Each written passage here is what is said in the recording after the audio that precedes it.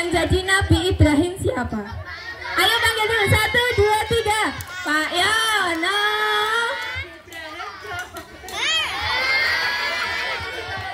Nah ini nih yang ditakuti teman-teman. Kira-kira siapa? Yang suka teman-teman ceritain. Siapa? Hantu ya. Yang jadi peran iblis. Ya, sebenarnya beliau berhati lembut. Kita panggil.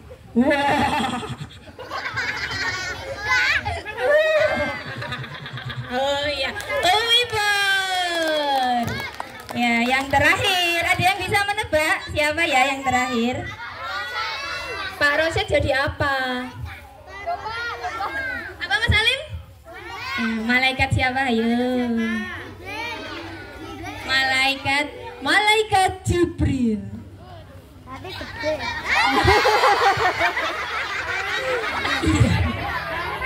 Udah ya, gitu aja ya sedikit. Oke, silahkan masuk ke dalam. Satu lagi.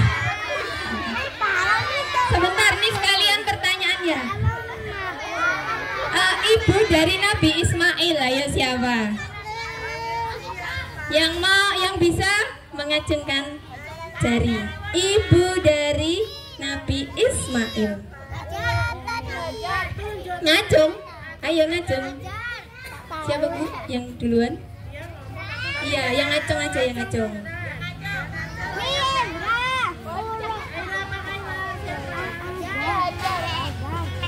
Iya, Hajar. Kita panggil Bu Hajar. Iya. Oke ya, teman-teman sudah siap melihat? Oke, silakan masuk ke dalam dulu pemerannya. Depannya ini. Depannya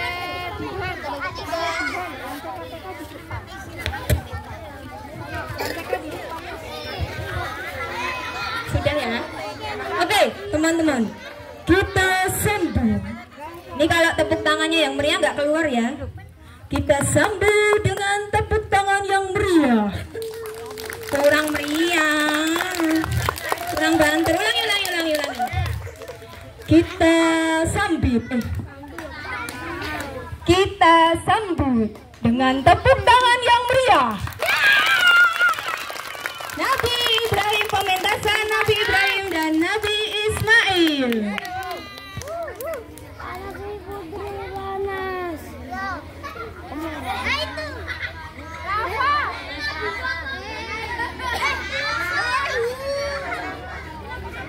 Kurban fisabilillah berupa 1000 ekor domba.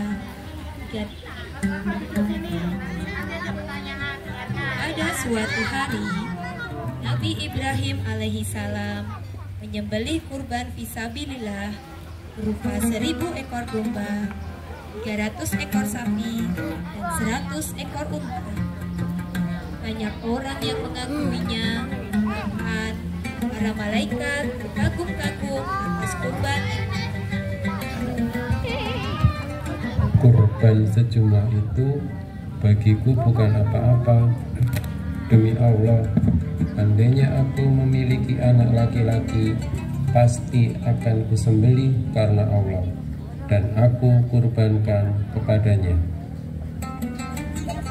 Hal itu sebagai ungkapan karena Sarah, istri Nabi Ibrahim, belum bisa mengandung. Kemudian Sarah menyarankan Ibrahim agar menikahi Hajar, budaknya yang diperoleh dari Mesir. Ketika berada di daerah Baitul Maqdis, beliau berdoa kepada Allah agar dikaruniai seorang anak. Ya Allah, ya Tuhan, karuniakanlah kami anak yang soleh dan solehah. Amin ya Rabbal Alamin. Dengan doa beliau dikabulkan Allah Subhanahu wa Ta'ala.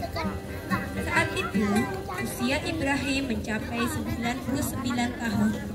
Karena demikian lamanya Maka anak itu diberi nama Ismail. Artinya Allah telah mendengar. Sebagai ungkapan kegembiraan karena akhirnya memiliki putra.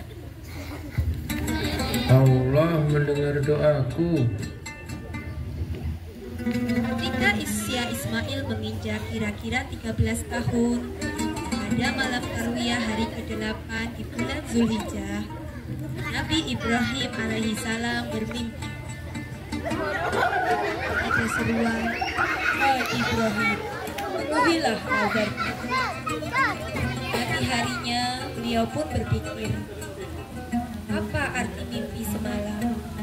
Apakah mimpi itu dari Allah atau dari setan?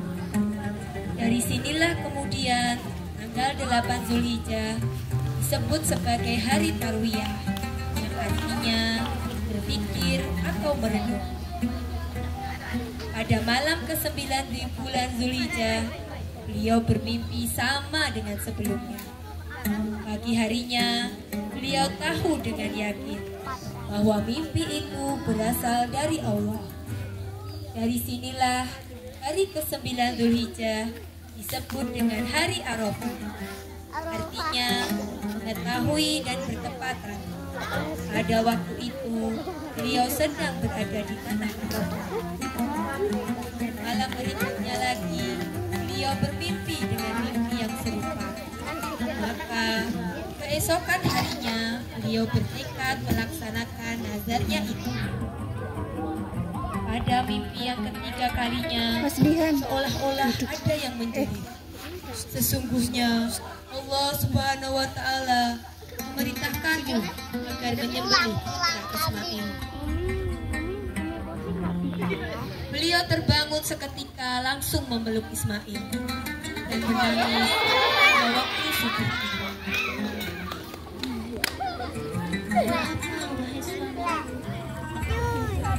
Hajar dan danilah putramu dengan pakaian yang paling bagus, sebab ia akan kuajak untuk bertemu kepada Allah.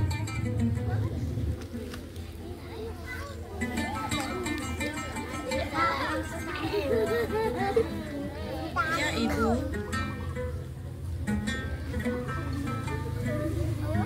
Hajar pun mendandani Ismail dengan pakaian yang paling bagus, serta merapikan dan menyisir rambutnya. Beliau bersama putranya berangkat menuju ke suatu lembah di daerah Mina dengan membawa tali dan sebilah pedang.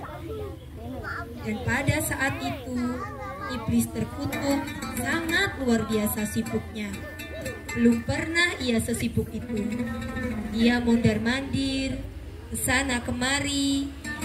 Ismail yang melihatnya segera mendekati ayahnya.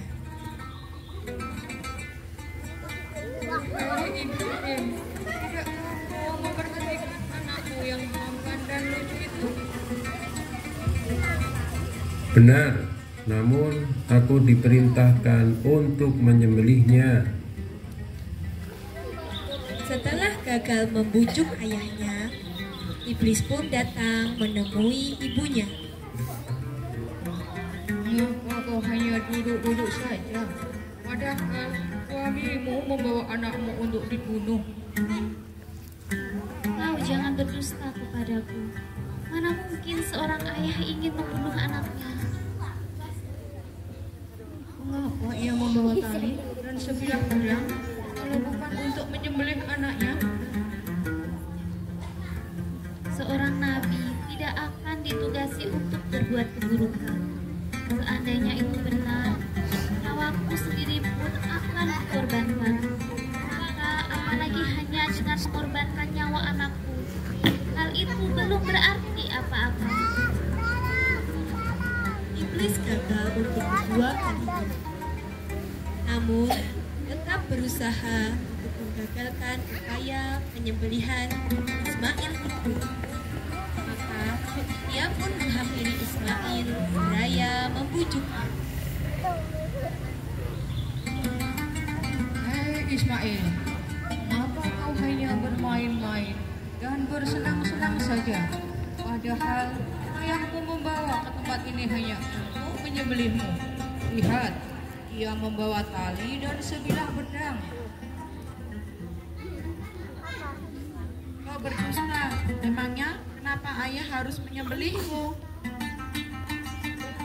Ayahmu menyangka bahwa Allah memerintahkannya untuk itu. Demi perintah Allah, aku siap mendengar, patuh dan melaksanakan sepenuh jiwa ragaku. Ketika iblis hendak merayu dan menggodanya dengan kata-kata lain, mendadak Ismail memungut sejumlah kerikil di tanah dan langsung melemparkan ke arah iblis, hingga butalah mata sebelah kiri.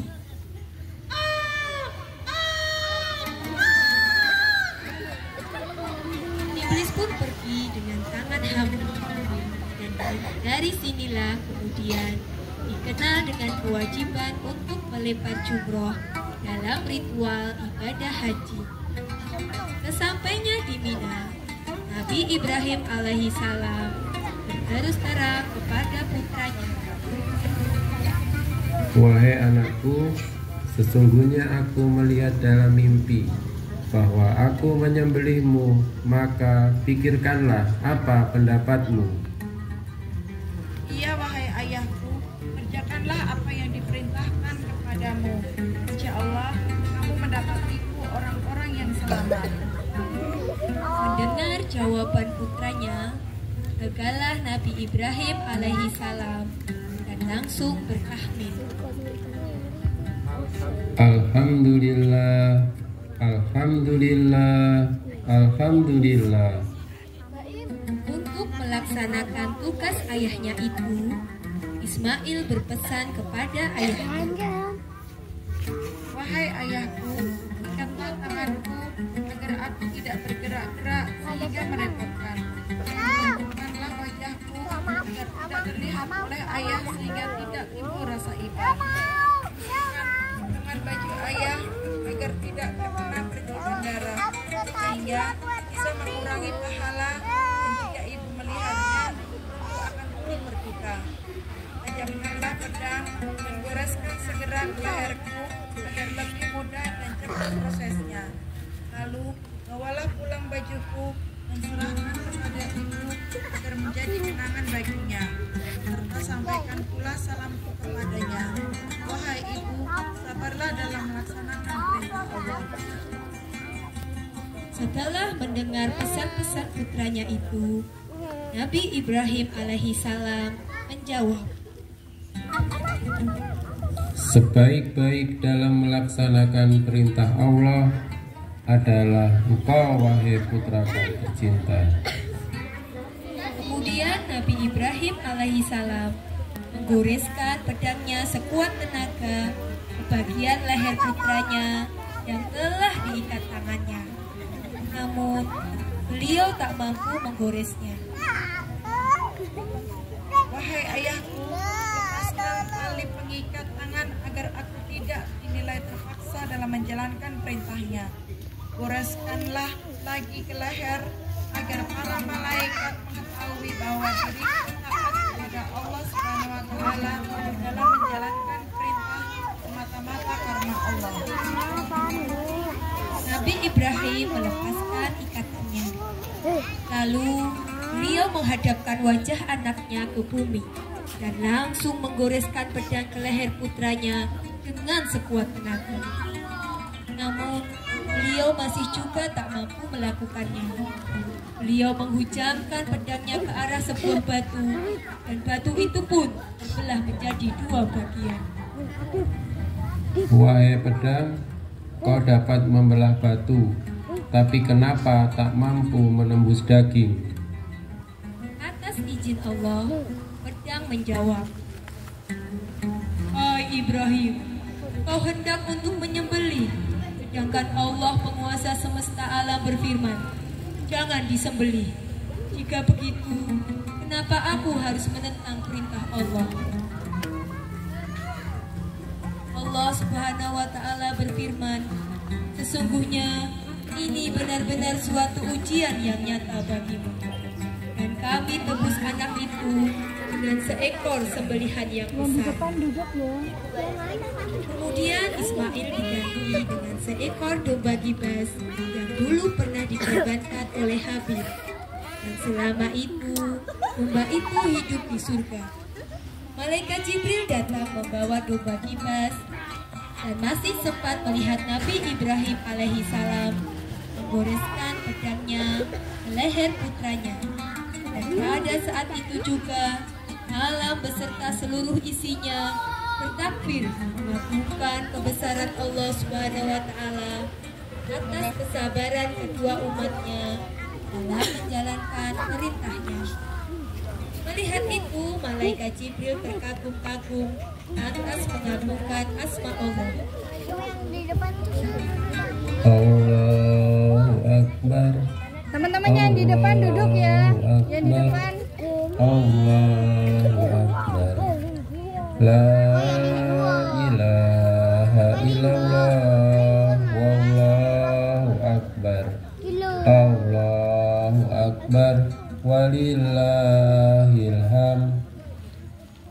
Bacaan-bacaan tersebut dibaca pada setiap hari raya kurban Idul Adha.